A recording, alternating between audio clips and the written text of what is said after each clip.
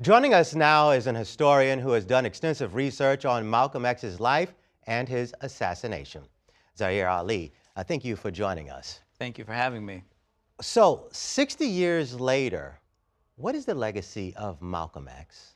I think the legacy of Malcolm X is as relevant as it ever was.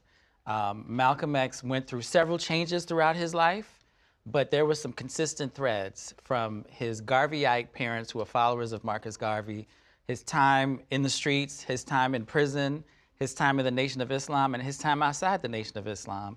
And those threads were self-knowledge, the importance of understanding and knowing our history, self-determination, of determining who you are, your own identity, and your own destiny, and self-defense.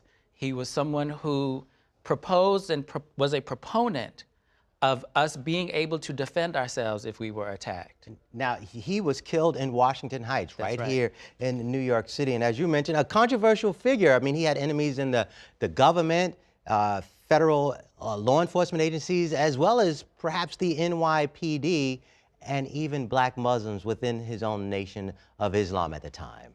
Yeah, when Malcolm left the Nation of Islam in March of 1964, that relationship deteriorated rapidly. And it was a relationship that became bitter on both sides. But there were other forces who had been monitoring this, who had been speculating what that split could mean. Could it be an opportunity to neutralize the impact of both Malcolm and the Nation of Islam?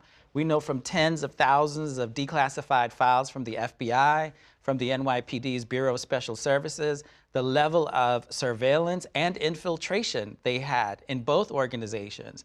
And so when we come upon the 60th anniversary of the assassination, it is a moment to reflect not only on the legacy of Malcolm, but on the legacy of these apparatuses of the state that acted against the interests of not just Malcolm, but of the black community.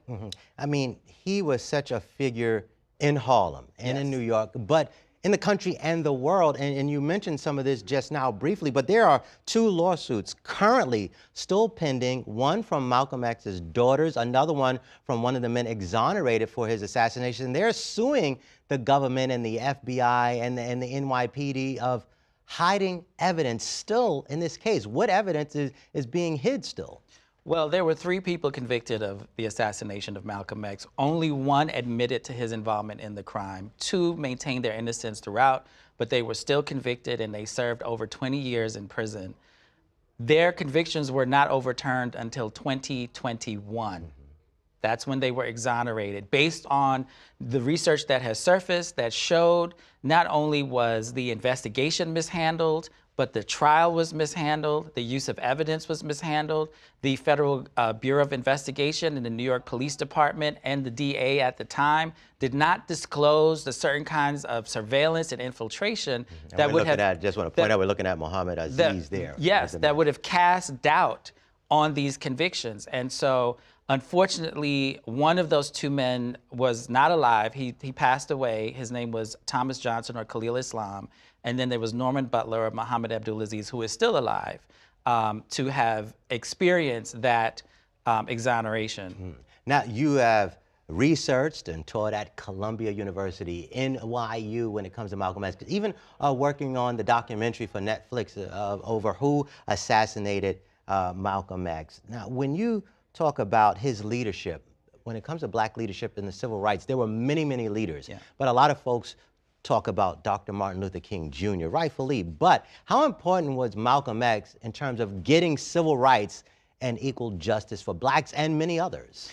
You know, Malcolm presented himself knowingly and willingly as a foil. If you don't go with this, you're going to have to deal with me.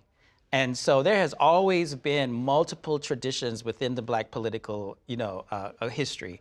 People who were nationalists, people who were integrationists, people who were transformationists, and people were never like fully sectarian, like I'm just this. People moved from one to the other. King was primarily an integrationist, Malcolm was primarily a nationalist. The objective was always to make sure that black people were treated with dignity and had full access to their rights as human beings. How we got there was dependent on the different tactics that people use. Malcolm understood that for his perspective, we needed to focus on building and strengthening black institutions.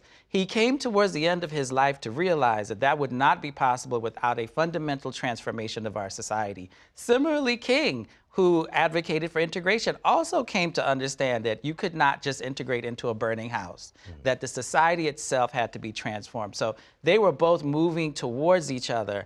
And I think one of the lessons of the assassination, understanding the assassinations, we often think of history as something, a recounting of things that people did and things that happened. But history is also the things that people wanted to do, that they didn't get to do.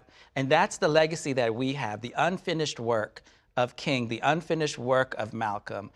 That movement towards transforming our society is the unfinished work that we still have to do.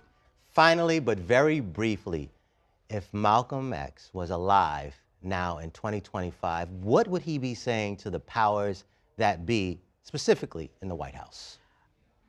I don't know what he would say to the White House, but he would say to us is, "I told you so." All right. Zaheer Ali, historian on Malcolm X. Thank you so much for your time. Thank you. Thanks for watching our YouTube channel. For more stories in your communities, click the subscribe button right here. You can also download our app or watch us on TV for the latest news and weather updates every 10 minutes and more. We'll see you then.